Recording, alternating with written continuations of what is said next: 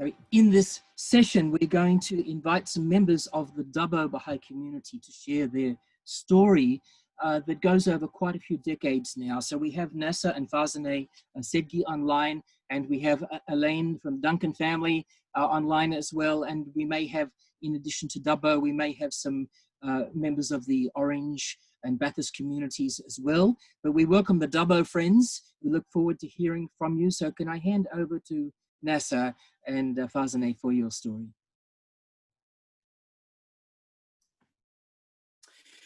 Aloha, friends. Can you hear me? Yes, we can. Yes, thank you. Thank you. Aloha. Aloha. Thank you so much for this opportunity. And then what actually we are going to do, we are going to invite Allaine Duncan, please, to start with her sharing some of the memories, some of the things which started in Dubbo, and then Fazaneh and myself will have the presentation after Allaine's. Now I'm unmuted. I'm getting used to these modern contraptions.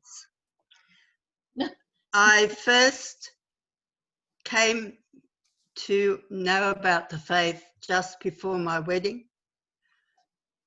I married Colin Duncan, and Colin turned to a Bahai at about 3 weeks before my wedding. I didn't know much about it. I went to a few discussions, and Peter Khan, I remember, had some very good goes at me. And I remember him saying afterwards at the Bahai Centre, if Allaine can become a Bahai, anybody can become a Bahai. So that was how hard it was. Colin organised for us after our wedding, which was Salvation Army, to go to Toolang Road, Paddington, and have some Bahai readings for our wedding. Fortunately, Mother Dunn was there with many other women, very strong elderly women that I remember very well. I didn't know them very well, but I feel honoured to have had Mother Dunn at my wedding. It was after this that my husband said, I need to go to the country. And I said to him, why do you want to go to the country? I'm happy here. I've got my aunties and my family. And he said, well, I hate the city. I need to go to the country. And we went to Tamworth. Tamworth was a thriving city at that time.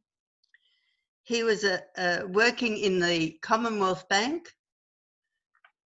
And when we got there, I found it a little annoying for him to go off to the bathroom every day saying his prayers, because I would stay and kneel at the bed and say mine. One day I decided that I was going to have a talk to him about this, because it wasn't right. He'd left some books around. Portals to Freedom was one of them. And I read this and said, there's something in it. So when that night I said to him, Cole, what is it that's in this? He said, let's pray. And we prayed together. So needless to say, I became a Bahai. At that time, Stanley Bolton was traveling around with his what does he do? Chiropractic? Chiropractic, yes. And he would visit Cole and us every time he came. He was wonderful. We had a great family with Colvin because his mother was Bahai, his two aunties were Bahai, and one of them was the first national secretary. And then we found out that his mother, his grandmother, had also been a Bahai. So that made Colin 3rd generation, and our children 4th generation Bahai, which is pretty rare to find in Dubbo at that time.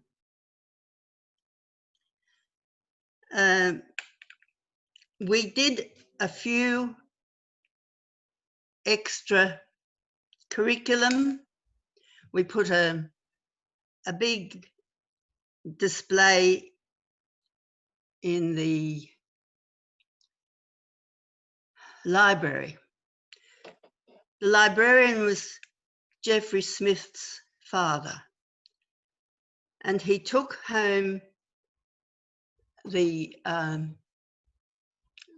one where oh dear, doesn't matter.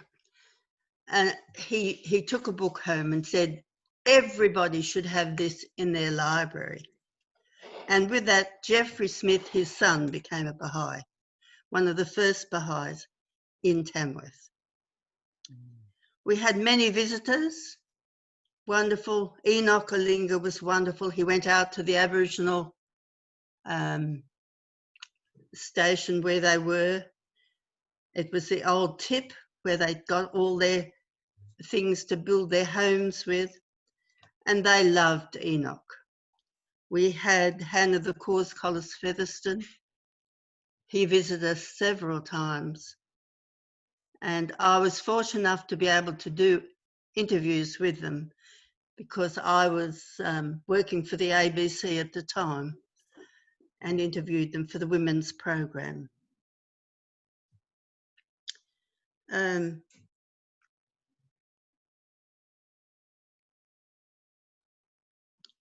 Throughout Tamworth, we were very active,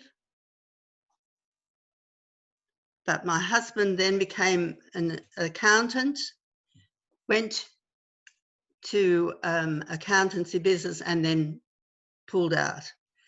And he said, we're leaving. We had 3 children at that time, Stephen, Ruth, and Fiona. And so we went to his mother's house in Brighton Sands, Marjorie Duncan. And it was there that we stayed for a few years before Colin said, I have to get back to the country. And it was the time that they were calling on pioneers to go. And so we ended everything and off we went. I didn't want to go. I was 8 months pregnant again and didn't want to leave my family. And so we ended up in Dubbo. And his sister, Dawn Dibden then, was in Parks, and we were able to have communication with her. My son Glenn was born in Dubbo, and we raised our children there. We had some exciting displays. There was a Peace Through Art exhibition, a huge thing that we put on. We also were asked to have the NSA election there one year, and we had to run that. We have done a lot of peace work, and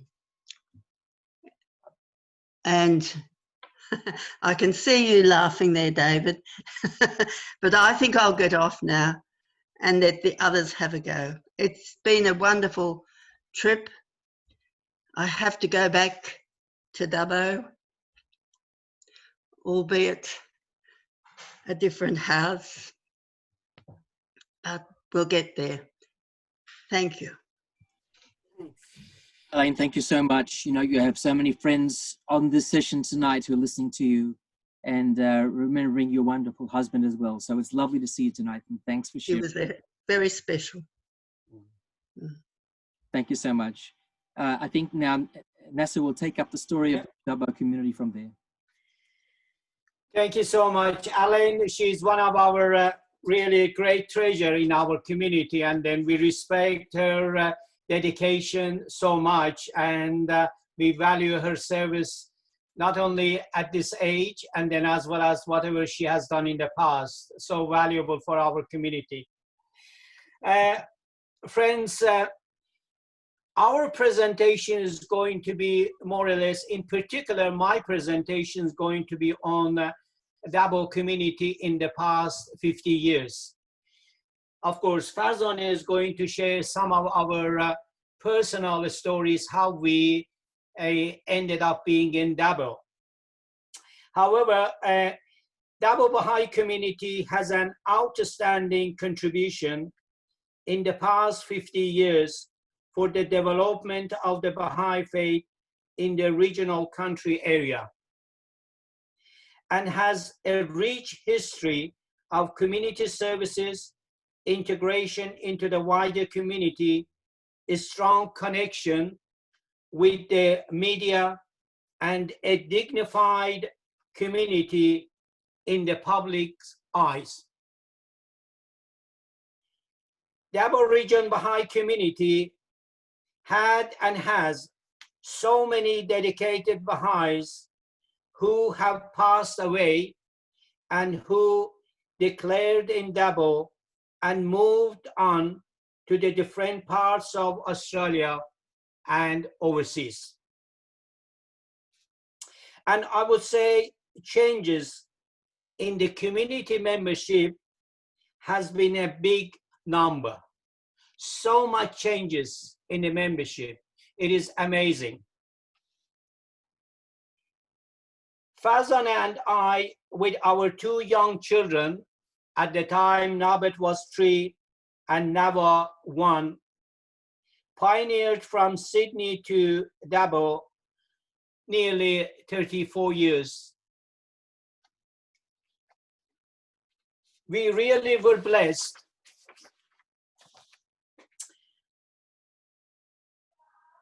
to call Dubbo our home, as we were in a community with so much love and caring offered when we arrived in Dubbo. We arrived in Dubbo just 1 month after passing late Colin Duncan. Colin Duncan left behind a great legacy. His sincerity, dedication, and simpleness are just a few virtues that everyone talked about. We honor Colin Duncan for his unquestionable loyalty and dedication. He is, in fact, one of my local spiritual heroes. I have 3 more local spiritual heroes, and they are Lynne Frieden, Beryl O'Brien, and Lonnie Highland, that I will touch base later on. Now, we'll share a couple of photos, and then later, then I will hand over to Fazaneh to share some of her memories. Just bear with me if we share some of the photos. Which one is it?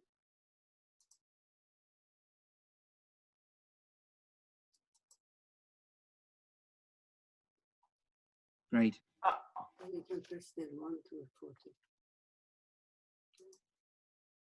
How is that?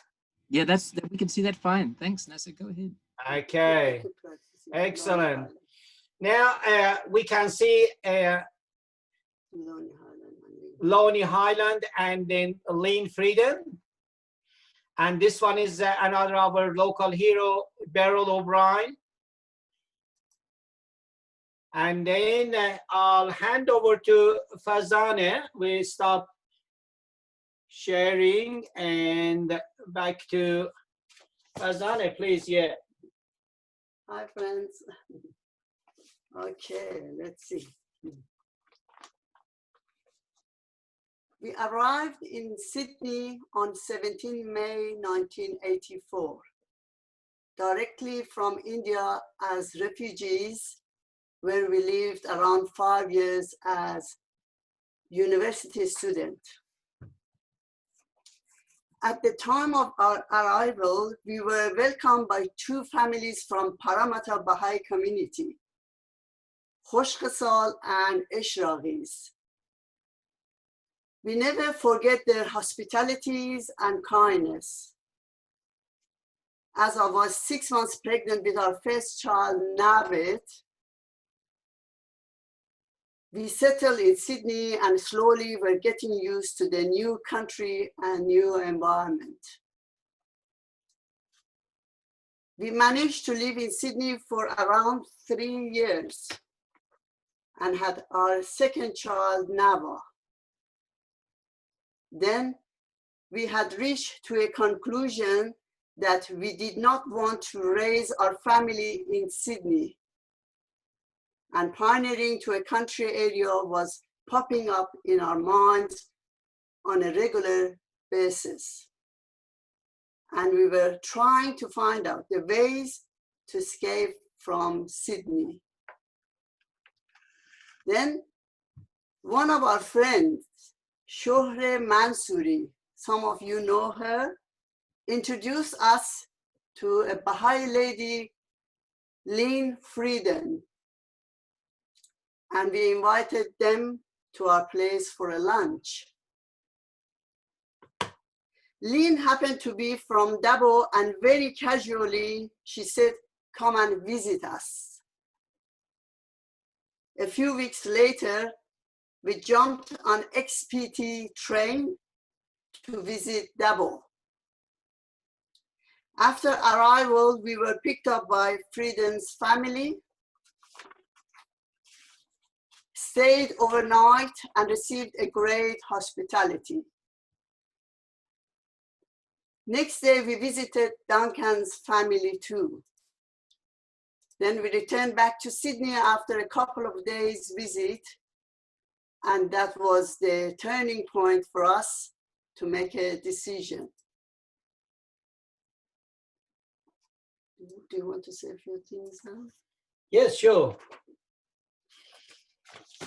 Okay, yeah. Now, what happened when we were in Sydney?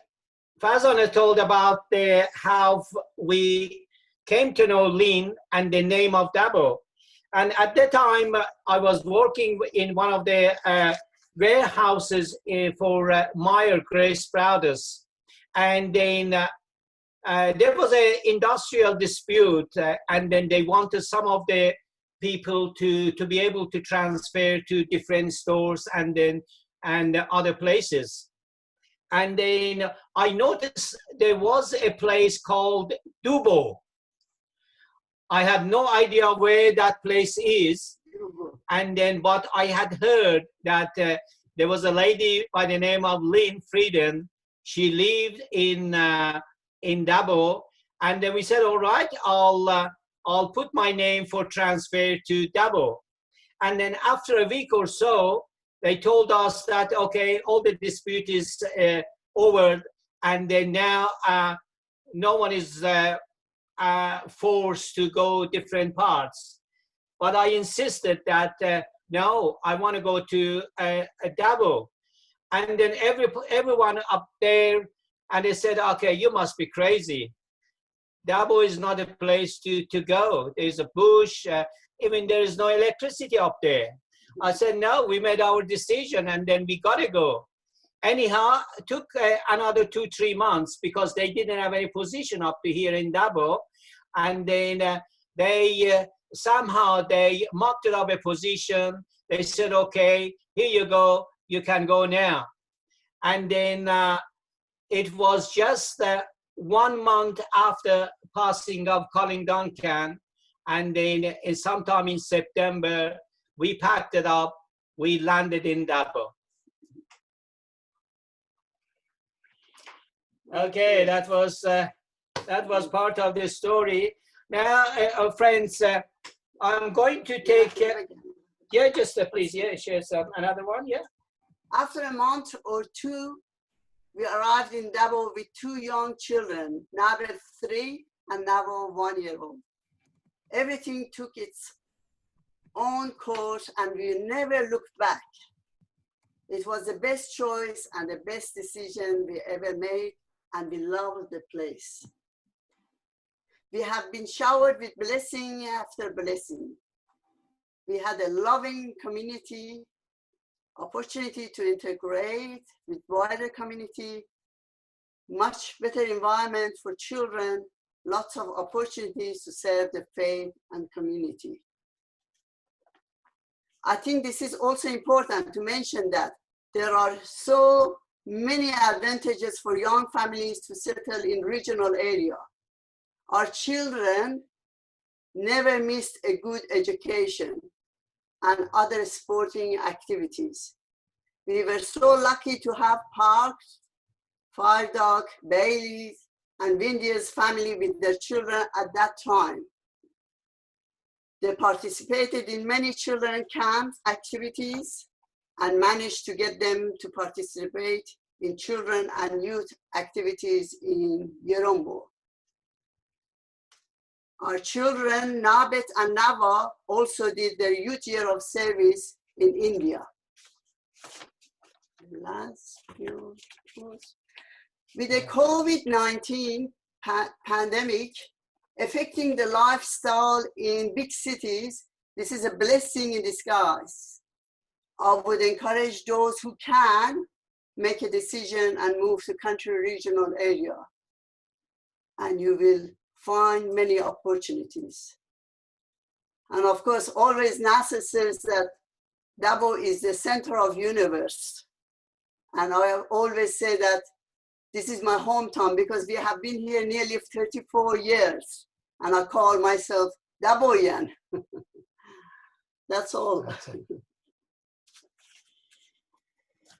Thank you. Just I'll continue with our points. And now, friends, I'm going to share a brief history, highlights of major activities and reflection on Dubbo's contribution of community building to mark this special year. I'm sure there'll be some names and events could have been overlooked, which I apologize. Dubbo has a long-standing tradition of having visiting travel teachers due to its unique position in the Central West and a key transit route between Victoria and Queensland and South Australia.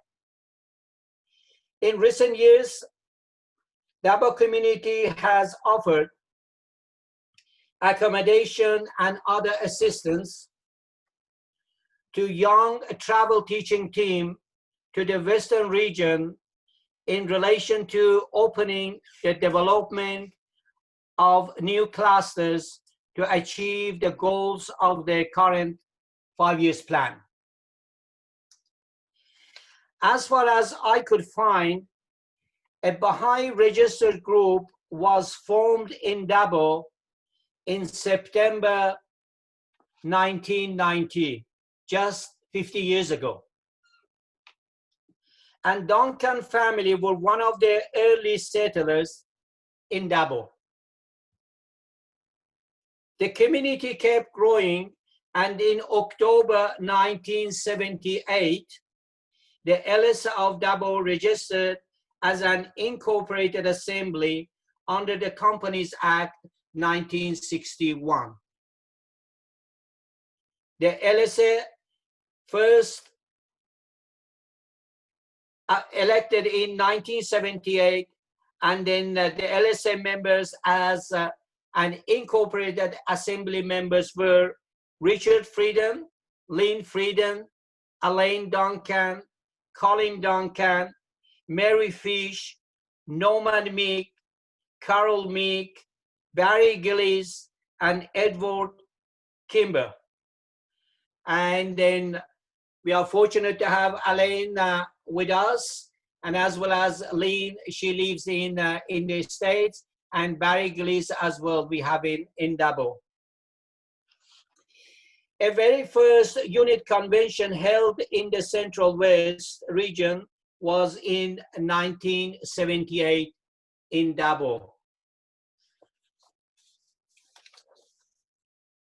We were fortunate to be able to build up a very good connection with media in early days, in particular with newspaper.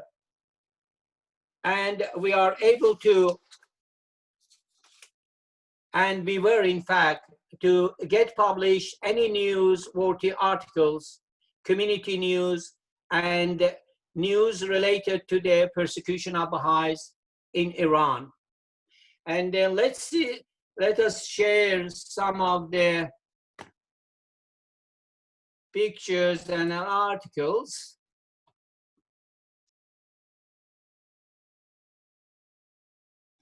Yeah, good.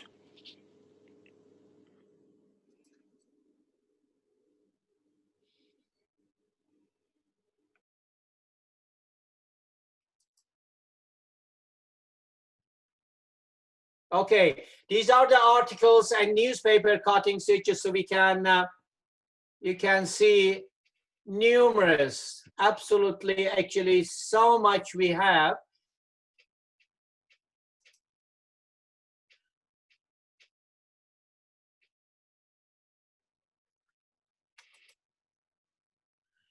And this is the one which is actually Lonely Highland with late Judy and David Hassel.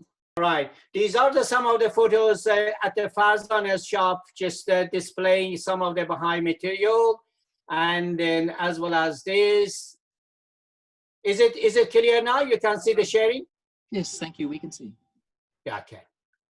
And this is the very first LSM members as an incorporated assembly. And these are the articles which we can see: Colin Duncan, Allaine Duncan, Glenn Duncan, and Shore Mansouri. And then this is one of the articles of Beryl O'Brien. And this is again about the 75th anniversary of the Baha'i Faith in Australia articles again, and another articles. And this is another article which we got again on the I think celebration of the 75th anniversary of the faith in Australia. And then we had this one, we already seen more. This is the Lonely Highland again. And this is one of the artworks of Lonely Highland presented to Joy Stevenson when she was going to the Holy Land as a counselor. Lonely Highland articles again. And this is Frank Khan. And then now, can I just stop this one and then go back to the points which we are going. Now that we saw the Frank Khan's photo with Lynne Frieden, now just I'll go through that one a little bit more. During Frank Khan's visit to Dubbo, which was in 1982, an Aboriginal talented artist, Lonely Highland, became a Baha'i. Lonely was one of the devoted and deepened indigenous Baha'i. Her love for the faith and Abdul Baha in particular was incredible. Lonely was a very well-known and a well-respected community figure. Lonely's creative art works and paintings were not limited to the local level. You could find them in the Australian Parliament House, art galleries, and on top of all, Lynne made a painting banner contribution with the help of Kat Podger to the Second Bahai World Congress in New York, which was the Holy Year in 1992. During her time as a Bahai, Lynne was able to run many workshops teaching children and youth in the Central West and youth from Sydney Aboriginal arts and painting. She loved her NRL footy a lot and very passionate about it. In 1994, Lynne was awarded the Bahai Business and Professional Award in a ceremony held at the Bahai House of Worship Reception Hall in Sydney. Also, Lynne was very friendly, and then communication, and then a strong friendship with Hinton's family. Lynne was unexpectedly passed away on 6 August 2002. And the story of Lynne's funeral, it was biggest funeral in practically, I should say, in Dubbo. Just a day after when she passed away, suddenly in my business, I realized there are more than 20 people came to my business and they said, all with your Bahai community, and then you arrange all the funeral. And then at the time, we asked actually Catholic Church, that was the biggest hall which we could find in Dubbo. They agreed to have the service up there, and that was really biggest service. And there were so many attendees from different people, different religions, and then as well as we had so many friends from Sydney attending the funeral, and that was one of the biggest proclamation we had in Dubbo.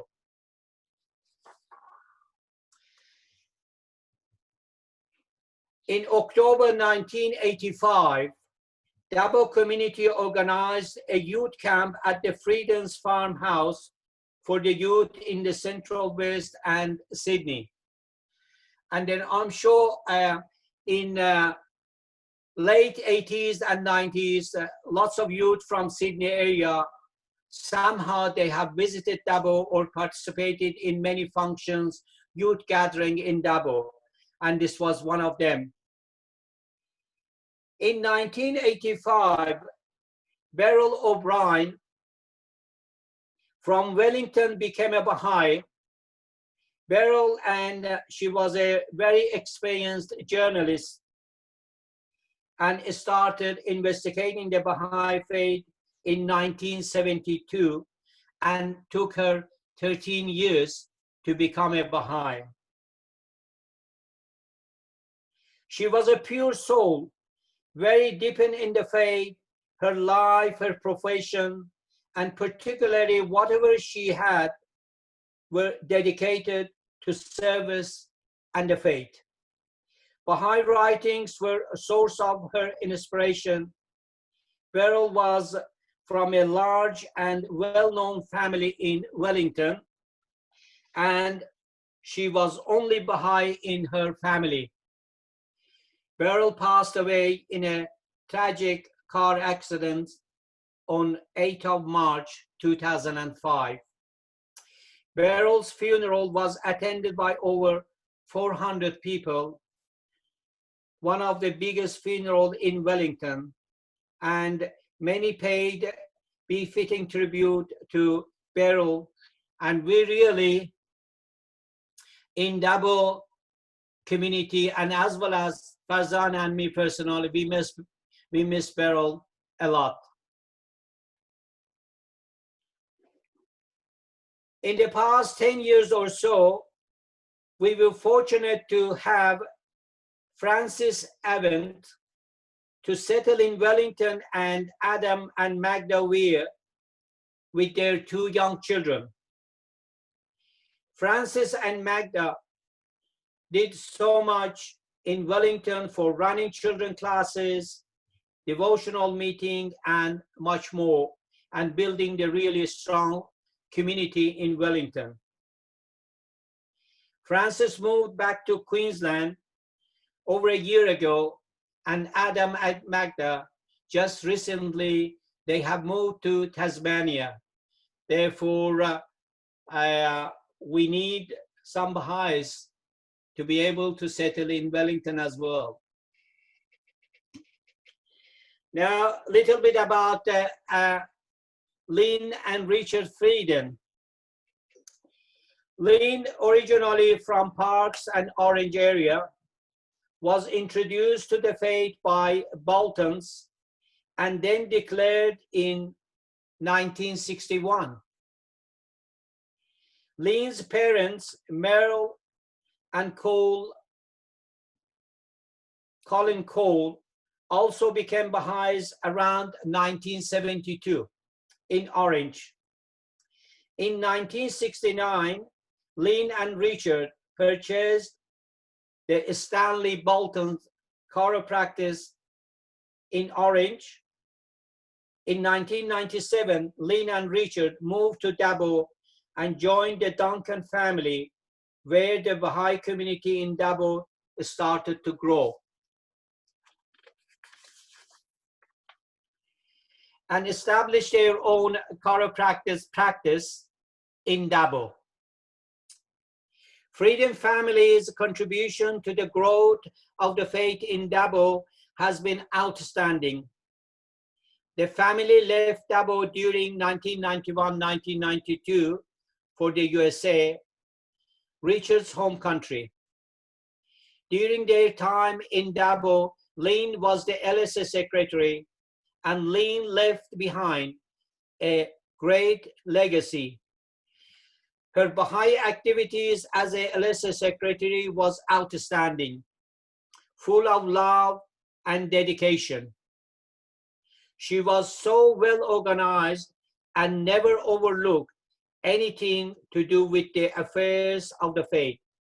That is why she is one of my local spiritual heroes. Last year, unfortunately, sadly, we lost Richard, but Lynne and their children and grandchildren are in the different parts of America. And then Lynne, at this stage, she is living in Oregon. In 1986, International Year of Peace created a great opportunity for the Dubbo community members to work together to produce peace banners and sent to the Baha'i House of Worship to be exhibited as part of peace ribbon to encircle the Baha'i House of Worship, which in 1986, the International Year of Peace. In 1986, another major function and event we had in a larger scale, and that was Peace Through Art exhibition. And that was held in Dubbo's Civic Center. More than 250 exhibits were on display from as far as New Zealand, Tasmania, Western Australia, and different parts of Sydney area as well.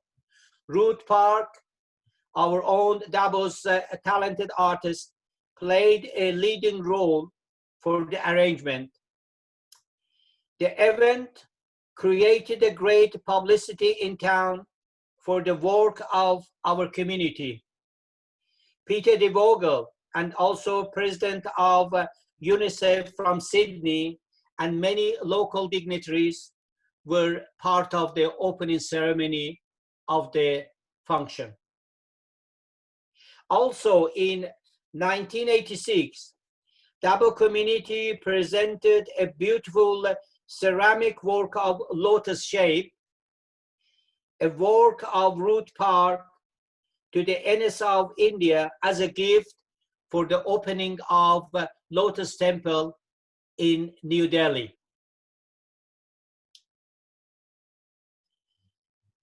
In January 1989, Wildfire Dance and Theatre Group had a big show in Davao Civic Center, attended by more than 500 people. And we had so many youth from Sedghi area attended to help, and as well as it created so much interest in the wider community.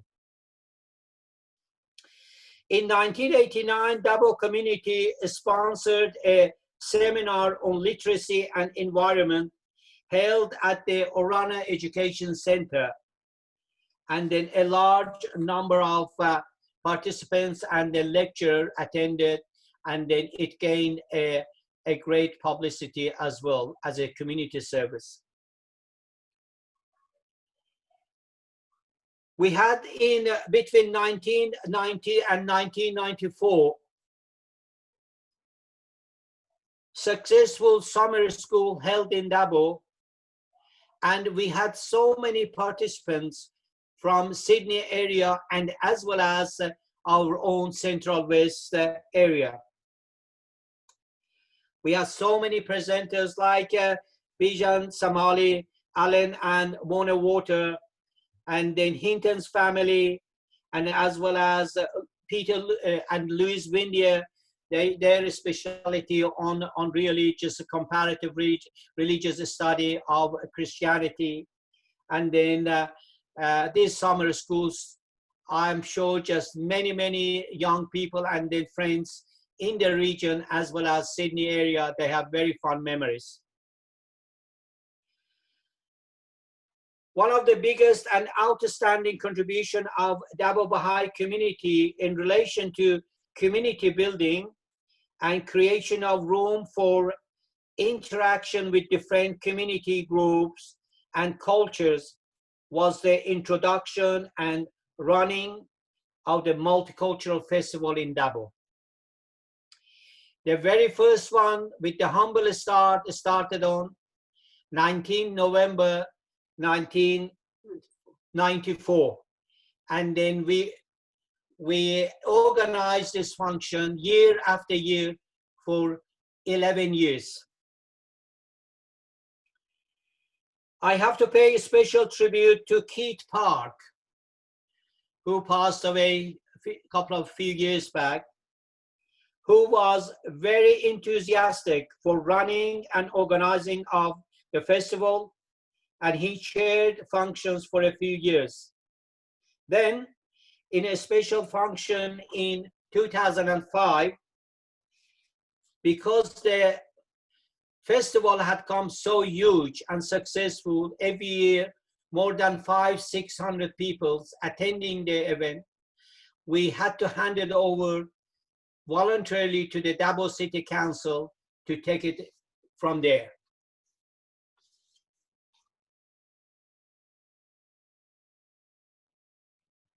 The popularity of the festival not only reached out to public in Davao, but to the surrounding towns, the whole Central West, Bahai communities in the Sedghi area, and as well as, strange enough, to the multicultural minister and commissioners in Sedghi. The festival scored a few local and state awards. Several commissioners attended the festival functions, and this humble initiative of the Bahai community in Davao became an iconic event observed by many communities, and they started their own function based on that model. For many years during the festival, Fazaneh was one of the frontiers and performing so much dances and then encouraging others also to be part of it.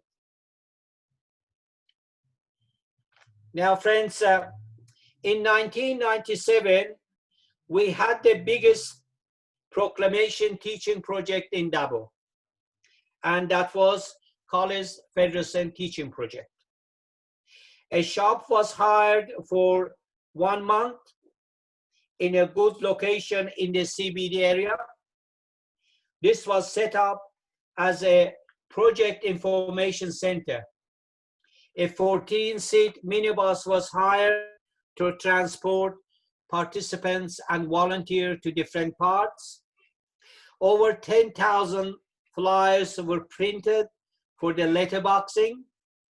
200 copies of Bahai's magazine ordered. Over 1,000 pocket calendars and numerous different pamphlets were made available.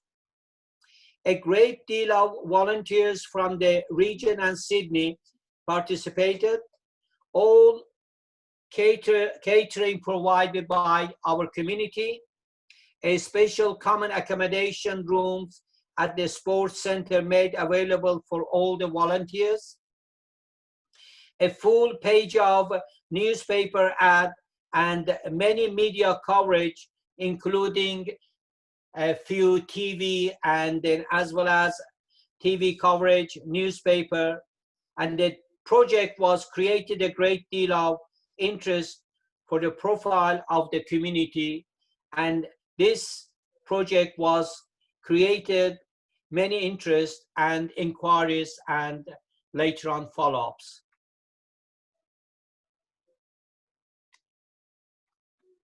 And as well as one of the biggest features of our community, I should say, volunteer work at different parts and as well as youth year of service.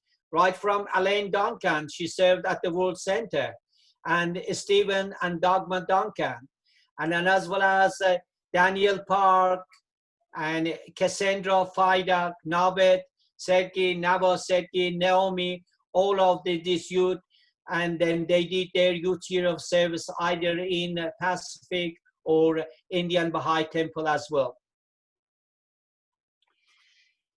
From 2005 to 2006, our community, like many other communities around the world, got involved with the institute process and core activities. Majority of our community members have completed Ruhi Institute courses, and then other activities still continue. Another turning point in our community activities was in 2011, when my brother Farhad Sedghi, along with a few other faculty members of the Bahai University, BIHE in Iran, were arrested on 22nd May 2011. In consultation with the Office of External Affairs, we had massive number of media coverage, newspaper, radio, and TV on this in this point.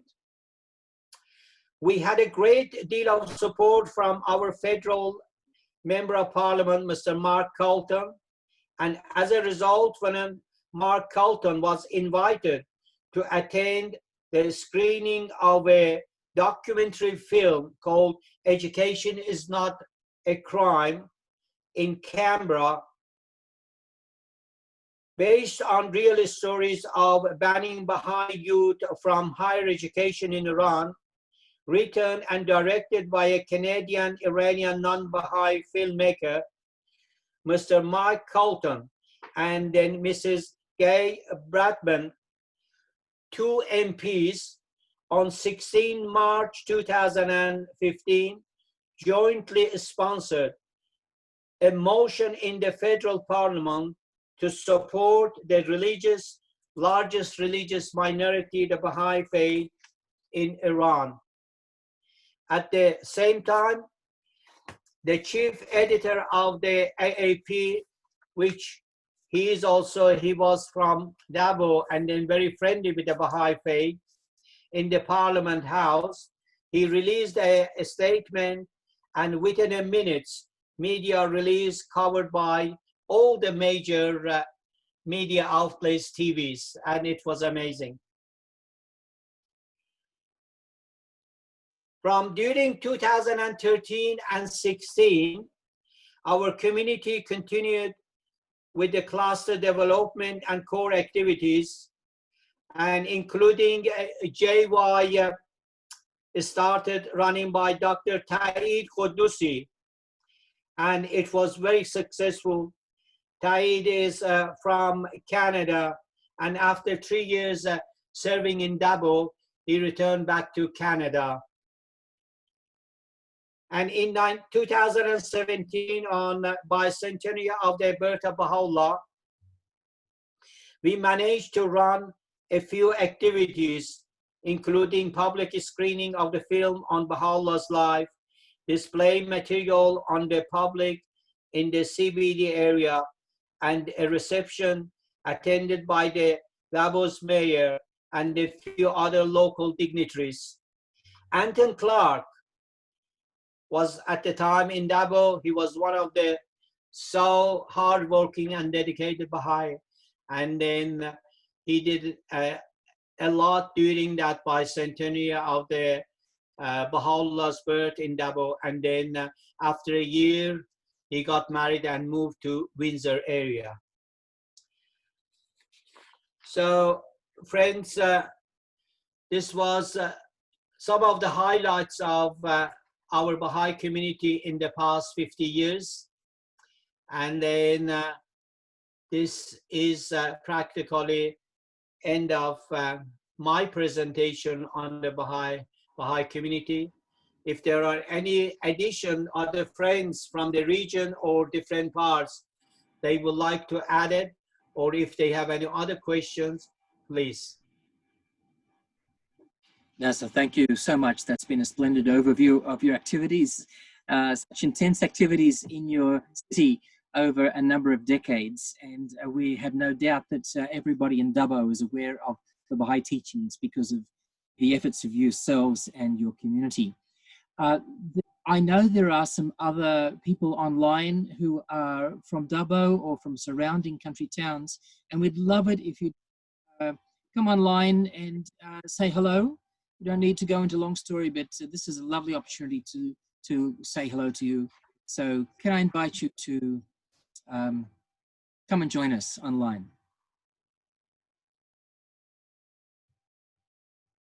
Oh, nothing really much to add to what Nasser said. He's covered things very comprehensively, but I've been a member of the Dubbo community for the last 9 years.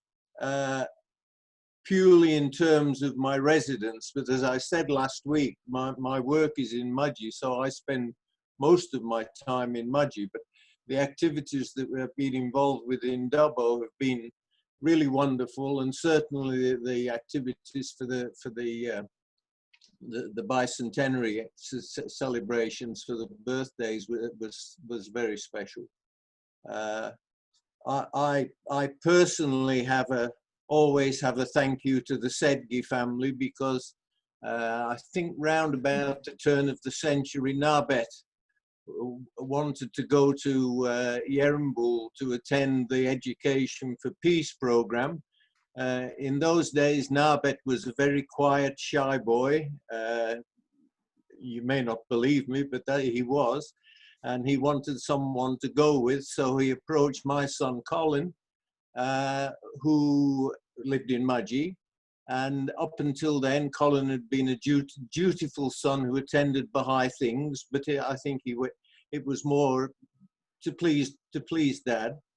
Anyway, he agreed to go to Yerambul with Narbet. He didn't know what he was going to, but he came back transformed. And the boy that went and the boy that came back were quite different. And so I always have this thank you to the Sedghi family for inviting Colin to go, and to the Education for Peace program for what it did.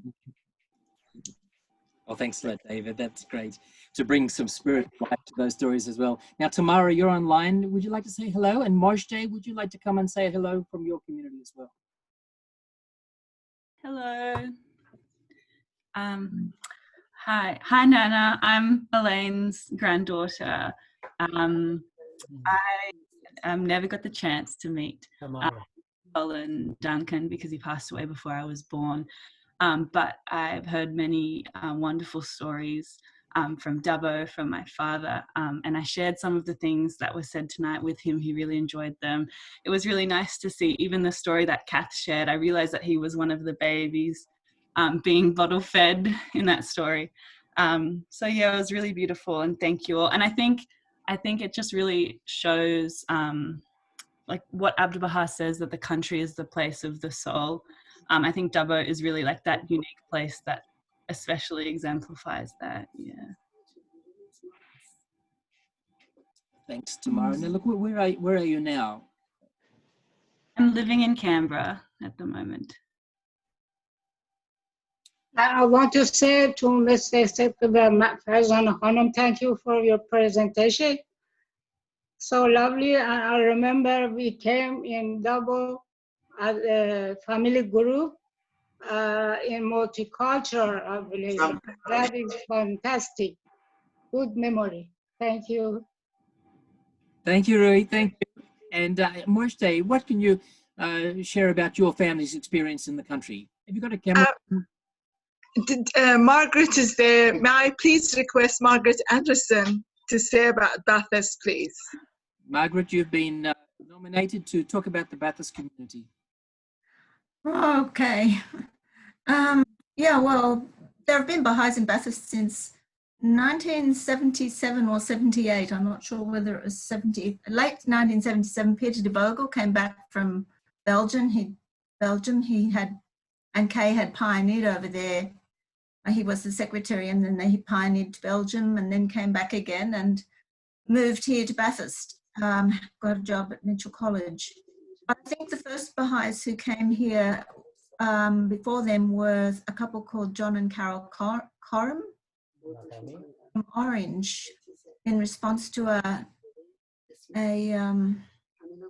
call for pioneers after a teaching conference, I think, in 1976.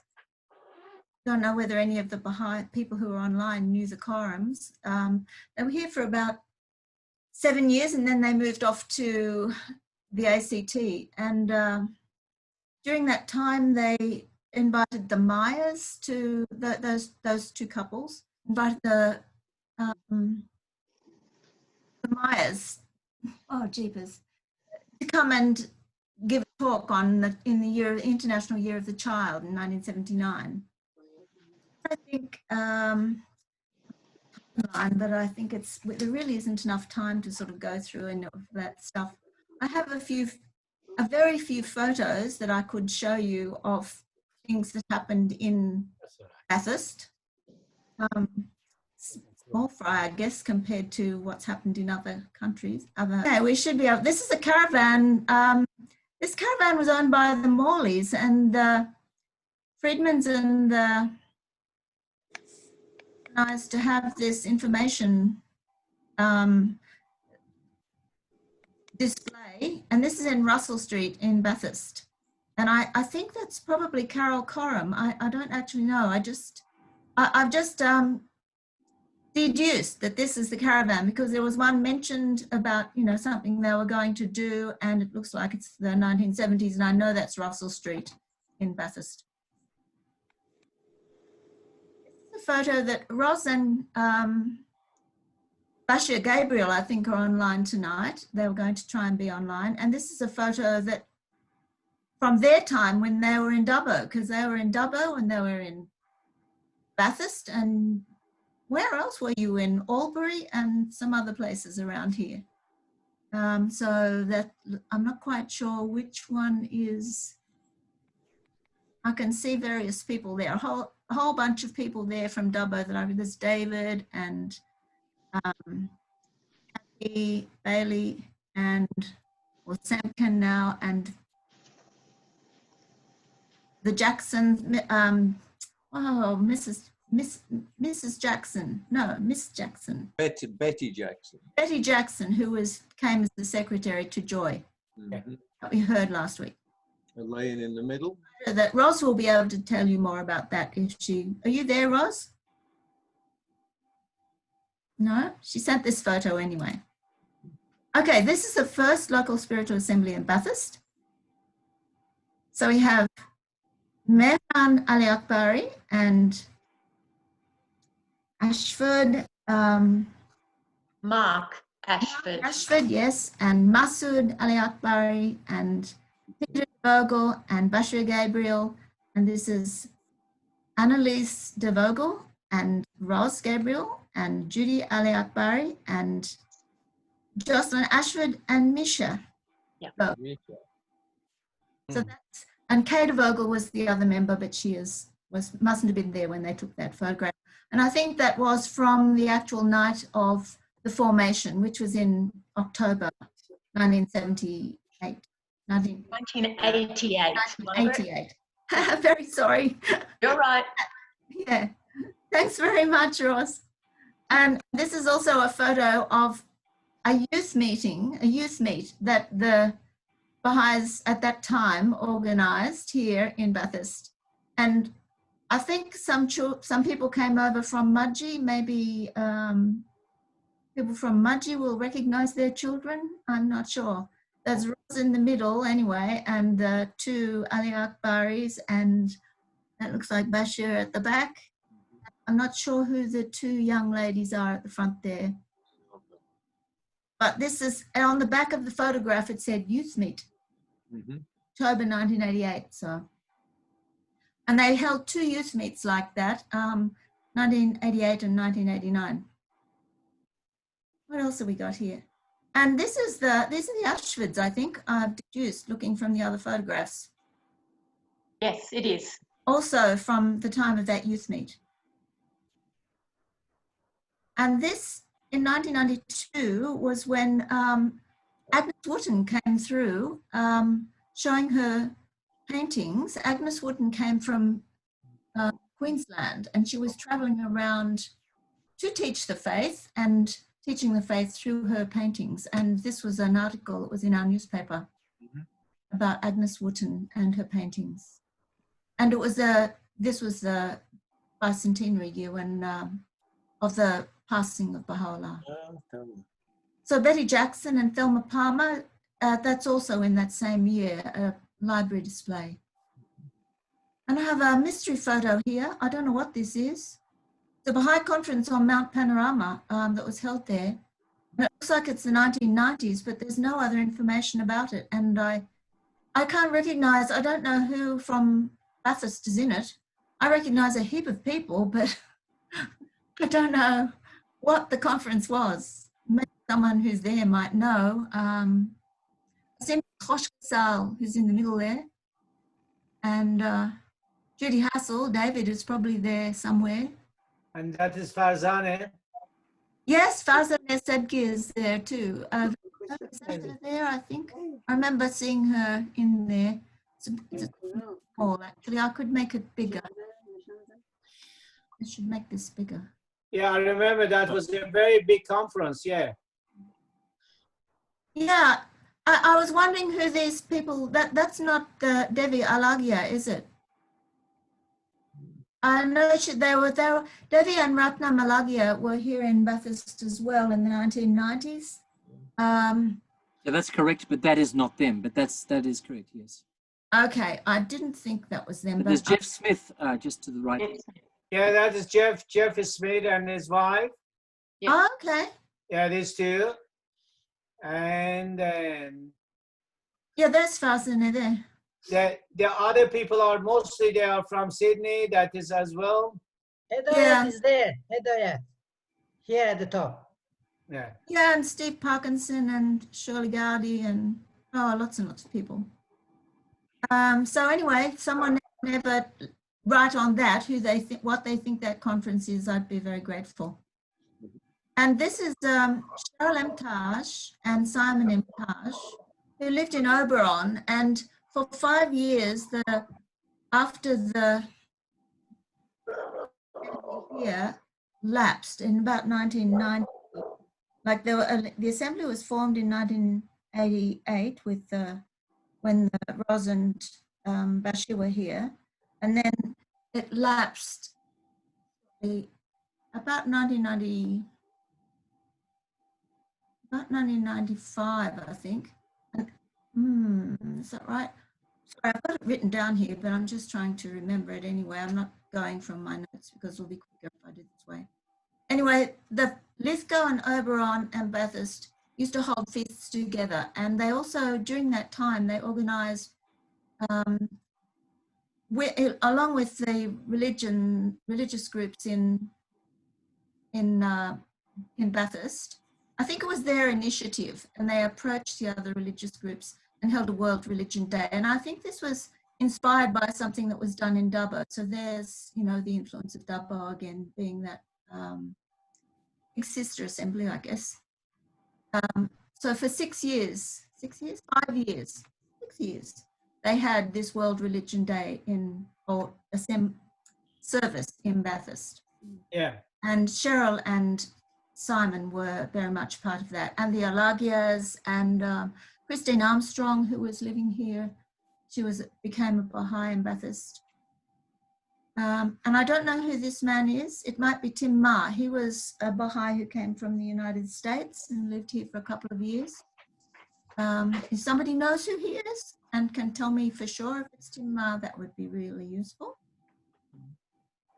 This is a photograph of the people who took part in the very first one of those World Religion services. We have Tim Ma up there, who was one of the Cheryl and Taj, and the rest are from different religious groups here. Mm. And that's their poster from their first one. And that's the end of my photographs. Thank you, that's good. So do I unshare my screen? It's done. Thank you, Margaret. Okay. I want to thank everybody who's been part of the presentation tonight about the Dubbo community and some surrounding communities, Bathurst as well. So it's been a memorable event. Thank you all for taking part, and we'll bring this session to a close now. Thank you all.